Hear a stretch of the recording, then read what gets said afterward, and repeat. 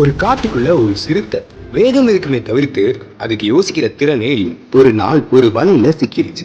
வலையில சிக்கின சிறுத்தையை காப்பாத்துறேன்னு ஒரு நரி சொல்ல, சிறுத்தையும் அதை நம்பி தன்னோட இறைக்கிழங்க நரிக்கு சன்மானமா கொடுக்க சம்மதிச்சிச்சு.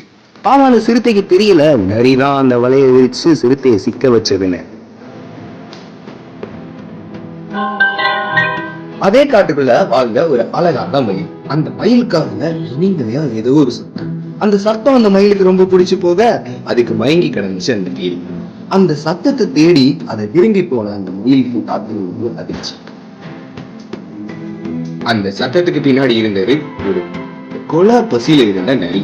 நரியோட சத்தத்தை நம்பி போன மயில் நரிக்கு பயந்து ஓட முயற்சிக்காம அந்த நரிக்கு இரையாகிடுச்சு.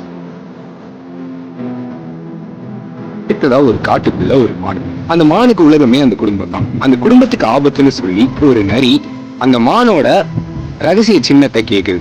இந்த மானும் தன்னோட குடும்பத்தை சொன்னதுனால பயந்து போய் அந்த ரகசிய சின்னத்தை சொல்ல அந்த நரி அந்த மானுக்கு சொந்தமான எல்லாத்தையும் தூக்கிட்டு ஓடி போயிருது. இப்போ அந்த மானை காப்பாத்த வந்த சிங்கம், என்னம்மா பண்ணீங்க? சரி, இருங்க இருங்க, நம்மளோட பயந்தே உங்களுக்கு பெரிய ஆயுதமே.